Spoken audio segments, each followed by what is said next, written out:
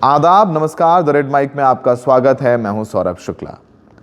हमारे पड़ोसी मुल्क बांग्लादेश को लेकर के हम सबकी चिंताएं हैं और चिंता होनी भी चाहिए, क्योंकि अगर पड़ोसी मुल्क में शांति रहेगी तो हमारे लिए बेहतर है।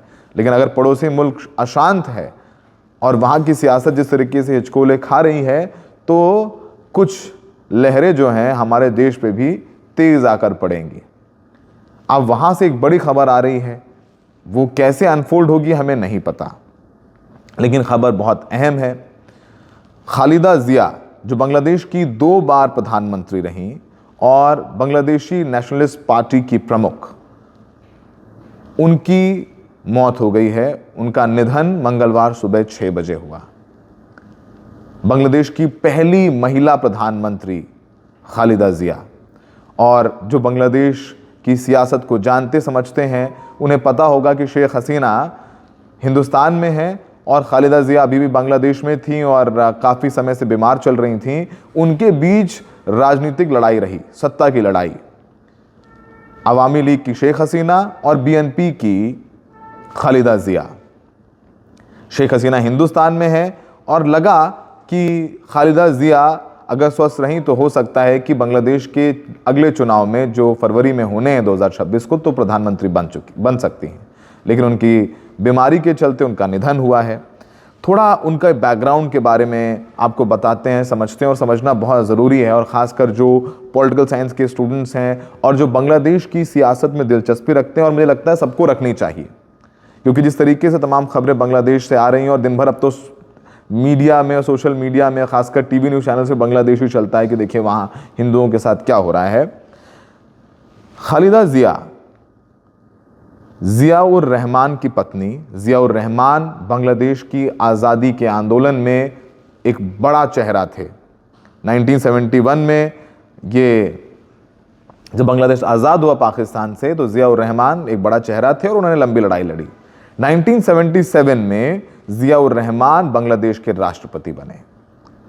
तब कहा जाता था कि खालिदा जिया एक शर्मीली गृहिणी हैं, कम लोगों से बात करती थीं, पॉलिटिक्स में दिलचस्पी नहीं, जियाउर रहमान का साथ देना। लेकिन 1981 में जब जियाउर रहमान की मौत हुई, उनकी हत्या कर दी गई, उसके बाद उन्होंने बांग्लादेश नेशनलिस्ट पार्टी की कमान संभाली और 2 बार बांग्लादेश की प्रधानमंत्री रहीं। पहली बार वो प्रधानमंत्री की कुर्सी पर बैठी थीं।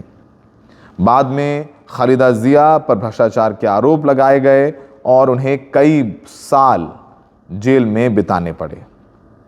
लेकिन साल 2024 यानी पिछले साल, जब शेख हसीना के खिलाफ विद्रोह हुआ, तब खालिदा जिया जेल में थी। और जब शेख हसीना हिंदुस्तान आ गई भाग करके, उसके बाद जो केयर टेकर सरकार मोहम्मद यूनुस के नेतृत्व में बनी, उसने खालिदा जिया के खिलाफ सारे मुकदमे वापस ले लिए। बेगम खालिदा जिया का जन्म 1945 में हिंदुस्तान के पश्चिम बंगाल में हुआ था। भारत विभाजन के बाद वो अपने परिवार के साथ वर्तमान बांग्लादेश चली गई थीं। 15 साल की उम्र में उन्होंने जियाउर रहमान से विवाह किया। उस समय जियाउर रहमान एक यंग सोल्जर हुआ करते थे। साल 1971 में उन्होंने पश्चिमी पाकिस्तान के विरुद्ध विद्रोह में भाग लिया और स्वतंत्रता की घोषणा की। 1977 में बांग्लादेश सेना के प्रमुख थे जियाउर रहमान। उस साल उन्होंने खुद को राष्ट्रपति घोषित कर दिया। उन्होंने राजनीतिक दलों और स्वतंत्र मीडिया को फिर से स्थापित किया और बाद में उन्हें लोगों का यानी जनता का भी समर्थन मिला। अपने कार्यकाल में उन्होंने 20 से ज़्यादा बार सैन्य विद्रोह का सामना भी किया। हर बार जियाउर रहमान ने विद्रोहियों को क्रूरता से निपटा दिया। इस दौरान विद्रोही सैनिकों को सामूहिक रूप से मौत की खबर देने की भी, सज़ा देने की भी खबर आई थी। साल 1951 में चिटगांव में सेना अधिकारियों के एक समूह ने उनकी हत्या कर दी थी। जियाउर रहमान की हत्या होने तक पब्लिक लाइफ में खालिदा जिया बिल्कुल एक्टिव नहीं थी, कहीं दिखाई नहीं देती थी। लेकिन मौत के बाद खालिदा जिया बांग्लादेश नेशनलिस्ट पार्टी की सदस्य बनी और पार्टी की उपाध्यक्ष बन गईं। 1982 में बांग्लादेश में 9 साल की सैन्य तानाशाही शुरू हुई, लेकिन खालिदा जिया ने लोकतंत्र स्थापित करने की हिमायत करी और उसको लेकर के सड़कों पर लड़ती रहीं और एक अभियान चलाया। इन सालों में सेना ने कभी कभार चुनाव कराए, लेकिन खालिदा जिया ने अपनी पार्टी को इन चुनावों में हिस्सा लेने की इजाज़त नहीं दी। यानी पॉलिटिकली खालिदा जिया बहुत शार्प थीं, स्मार्ट थीं। कुछ ही समय बाद खालिदा जिया को नज़रबंद कर दिया गया। फिर भी उन्होंने बड़े पैमाने पर रैलियों को बढ़ावा देना जारी रखा। इस दबाव में सेना को उनके सामने झुकना पड़ा। 1991 में जो चुनाव हुए उसमें खालिदा जिया ने हिस्सा लिया और उनकी पार्टी सबसे बड़े दल के रूप में उभरी। इसके बाद उन्हें प्रधानमंत्री की शपथ दिलाई गई। बांग्लादेश के पुराने राष्ट्रपति पद की अधिकांश शक्तियों को खालिदा जिया ने अपने हाथ में ले लिया। वो अब बांग्लादेश की पहली और किसी मुस्लिम देश का नेतृत्व करने वाली दूसरी महिला थीं। सत्ता में आने के बाद खालिदा जिया ने प्राथमिक शिक्षा सभी के लिए फ्री और मैंडेटरी यानी अनिवार्य कर दी। लेकिन 5 साल बाद वो शेख हसीना की आवामी लीग से चुनाव हार गईं। साल 2001 में खालिदा जिया ने अपना दल बना लिया और इस्लामी पार्टियों के एक समूह के साथ गठबंधन किया। साथ मिलकर उन्होंने संसद में लगभग 2/3 सीटें जीत लीं। अपने दूसरे कार्यकाल में महिला सांसदों के लिए विधानमंडल में 45 सीटें रिजर्व कर दी और एक संवैधानिक विधेयक पेश किया। उन्होंने महिलाओं को शिक्षित करने के लिए अभियान चलाया। उस वक्त 70% महिलाएं बांग्लादेश में निरक्षर थीं, उनको पढ़ना लिखना नहीं आता था। अक्टूबर 2006 में खालिदा जिया ने निर्धारित आम चुनाव से पहले प्रधानमंत्री की कुर्सी छोड़ दी, लेकिन दंगों की लहर के कारण सेना को हस्तक्षेप करना पड़ा। नए लोकतांत्रिक चुनावों का वादा किया गया, लेकिन चुनाव में देरी हो गई। अंतरिम सरकार ने अधिकांश राजनीतिक गतिविधियों पर प्रतिबंध लगा दिया और उच्च स्तरीय भ्रष्टाचार पर कार्रवाई शुरू कर दी। 1 साल बाद खालिदा जिया को जबरन वसूली और भ्रष्टाचार के आरोपों में गिरफ्तार कर लिया गया। इससे पहले उनकी कट्टर प्रतिद्वंदी शेख हसीना को भी नज़रबंद कर दिया गया। शेख हसीना आवामी पार्टी के नेता और बांग्लादेश की प्रथम राष्ट्रपति की बेटी हैं। इसके बाद दोनों महिलाएं अदालती मामलों में फंस गईं। इसके बाद खालिदा जिया को नज़रबंद कर दिया गया। 2008 में उन पर लगे प्रतिबंध हटा लिए गए और उन्होंने सैन्य प्रायोजित चुनाव में भाग लिया।